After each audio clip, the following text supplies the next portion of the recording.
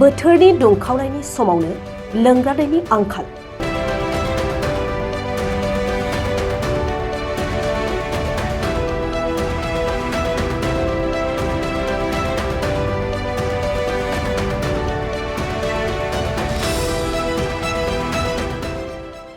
जों मोसौ मोसानो दौनो ना फिसाफोरखौ थुखैनो ना संनाय खावनायाव बाहायनो बिराद खस्थ' सोलियो आरो जोङो सरकारफ्रा अनसुंथाइ हरबा जों बिराद गोजोनगौ आरो।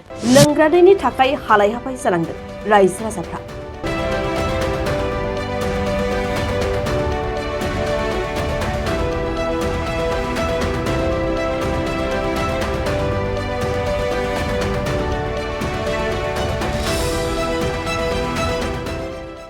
दा दैनि थाखायनो जों बिराद दुखु दाहा सहायनानै दङ। जोङो दैखौ एखमबा लोंनो लुगैबा मोना। हिनजाव हनला बुरै बेन्थ' बिराद खस्थ' सेरनानै जानाङो।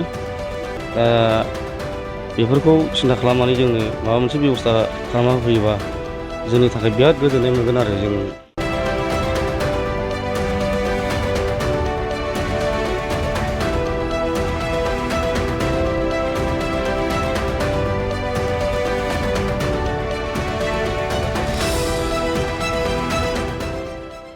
दहायसो एसे खोनाजांलाबायदों हनै बाल्थिं बथलजों गलांलाबायदों जोंहा दै रानफैबाय होननानै सफैथ'वाखै दाबो दैयालाय।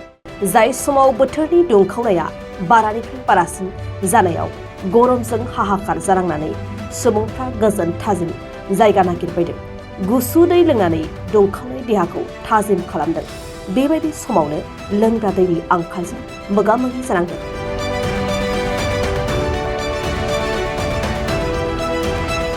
नंगौ, क'क्राझार जिल्लानि कसुगाव फरेस्ट डिभिजननि आथियाबारि फरेस्ट रेन्जनि सिङाव थानाय खावसी ओनसोलनि 11 गामिफोरनि थागिबि सुबुंफ्रा थरथिंसे लोंग्रा दैनि थाखाय जिंगासिनांदों। थांनाय दान मोनथामसो सिगांनिफ्रायनो लोंग्रा दैनि जेंनाजों भुगिनांदों बै ओनसोलनि रायजो राजाफ्रा।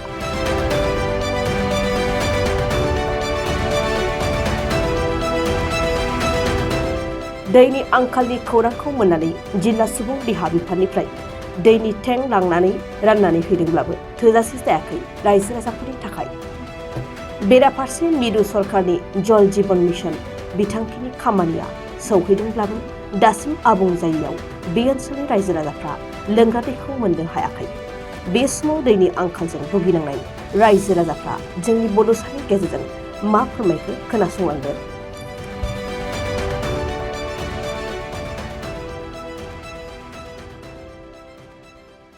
दा उफाय गैया, जोङो बिदिनो धाब धुब बिदिनो एसे खोला लायो जोङो खस्थ' खालामनानैबो, साइकेलजोंबो लायो, बाननानैबो लायो।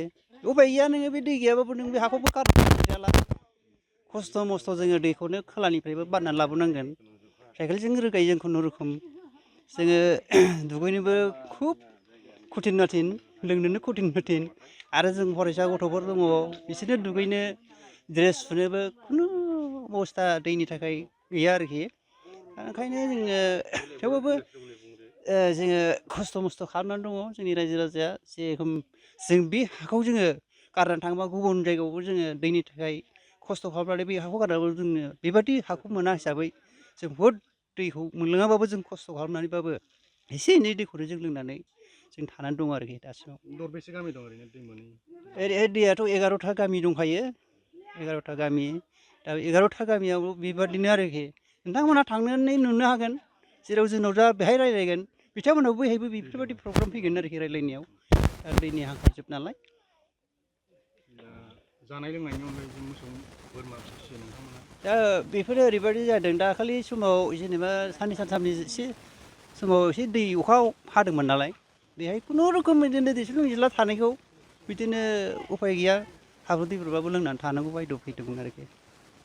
दिनै नोंथांमोननो जे सरकारि बिफाननिफ्राय दै रानना होफैदों, थोजासे जादों नामा नोंथां? थारमाने जोङो बर्थमान बिदिनो सम लानानै जेनेबा रानिंखौ जोङो मैयानिफ्राय जों रानिं मोनबाय हिसाबै जों बेफोरबायदि अनसुंथाइखौ बिराद मोजां मोनो। बेफोरबायदिया जुदि सरकारा जुदि जोंनि पाब्लिकनि थाखाय उसुबिदानिफ्राय सुबिदा लाबोयोबा सन्तुस्ट' जोङो सरकारखौ जोङो साबायखर बावो आरो सरकारखौ जोङो बरायो आरोखि। जल जीवन मिशन स्किम नोंथांमोनाव दा सफैनानै दङ। जल स्किमा हनै ओरैबो जायाखै ओरैबो जायाखै। माबायाव दङ बै गामिया मा गामिमोनलै सालबारियाव दा ओमफ्राय नैबे उदालगुरियाव दङ दासिमबो जायाखै आरोखि नोंथांमोननि बे गामिया मा गामि बे जोंनि गामिया गोजोनथरि जल जीवन स्किमा सफैबाय खिन्थु कमप्लिट जायाखै फबबाय नै पाइपआ फबनाया बेसे गोबाव जाखो मथा मथि 4-5 मास जाबाय दासिमबो कमप्लिट जाया आरोखि मा गामि दं ओरैनो खाथि खाला ओरैहाय डाइरेक्ट बैग्रिगुरि धरमपुर प्रेमनगर दैमुगुरि ओरैहाय फैदो आवजारगुरि ओजोंहाय फैदो गोजोनपुरि खस्थ' बाननानै जोङो मोसौनो लेर लेर दै दौनाङो जानाय रोगानानै जोङो संनानै खावनानै जानाङो दै रोगानानै जों जेबो खामानि मावनो हाया जायो खामानियानो जोङो दैखौ मोनसे हाखराव जावनानै बिहिर जायो सिरियाल थालायनानै जानांगौ जायो आरो रोगानानै मोनदों दा दैखर आरो खलनि दैया रानजोबदों होननानै दा जोंनाव बयनावबोथ' दैखरा दंजोबानो मा दा टटेलै रानजोबनाय जाबाय आरो रावनियावबो थाया दै जावनानै जाबाबो दा जोंनाव दै गैला ओमफ्राय दा बिनिखायनो जोंनो अननानै बे दै राननायनि गेजेराव जों जयै जानो आन्था मोनसे हदाय थानाय दै बेब'स्था खालामनानै होयोबा सरकारा बेखौ मोजां मोनगौमोन आरो दा सरकारि मोनसे स्किम दं जल जीवन मिशन होननाय बे सफैदोंना सफैयाखै सफैदोंमोन ओमफ्राय दा हनै बेबो माला मोनगोन बेखौथ' जों गोरोन्थि पाइपआथ' होफैबाय नै ओमफ्राय दा माला मोनजागोन बेखौ जों गोरोन्थि होनो हाया आरो दा बे जिल्ला खुंथायनिफ्राय दै जगायनानै होदों बे दैया थोजासे जायो नोंसिनि थोआ गैया फेरेदनानै जानांगौ जाहैबाय माथो खालामबावनो संनाय खावनाय दुगैनाय लोबनाय बेफोराव माबायदि थोनायथ' नङा जोङो न'खराव फेमिलि 6-7 फेमिलि थायो न'खराव सोरनावबा 6 सोरनावबा 7 बिदि फेमिलि थायो बेखिनि दैयाथ' जोङो दुगैनो दै लोंनो संनो थोआ आरो बोसोर जायोना देग्लायल' बिदि दै बोसोर जायो रायजो जानाया बेसे जों रायजो जानायाव 21-22 बोसोरसिम जाफैबाय आरो बिनिफ्राय जोंनो खस्थ' लानाय आरो दा दै लोंग्रानि बेब'स्था नांगौ जोंनो दै लोंग्रानि मोनसे बेब'स्था नांगौ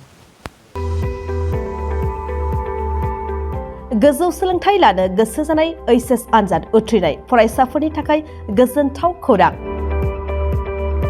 जारागुरिनि गबिन्द बसुमतारी कलेजाव BSAT सेमेस्टारनि थाखाय फरायसाफोरनि मुं थिसननाया सोलिगासिनो 2024-25 सोलोंथाइ बोसोरनि थाखाय BSAT सेमेस्टारनि मुं थिसननाया सोलिगासिनो दं गबिन्द बसुमतारी कलेजाव बडलेण्ड मुलुगसोलोंसालिजों गनायथि जानाय क'क्राझार जिल्लानि गसाइगाव महकुमानि सिङाव थानाय जारागुरिनि गबिन्द बसुमतारी कलेजा फरायसाफोरनि थाखाय एसेल' फिसावनो फरायसाफोरनि थाखाय मुं थिसननाय खाबु लानानै फैदों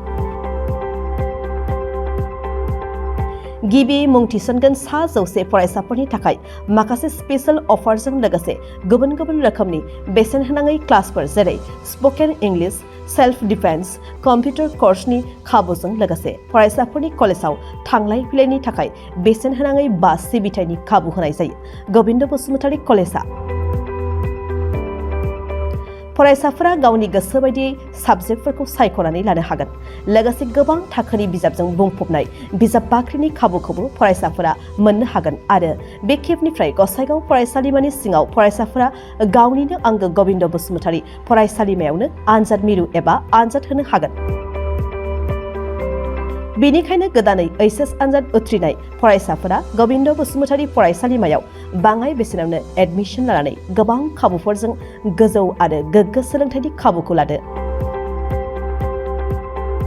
बांसिन मिन्थिनो थाखाय 9101784754 7002271929 97066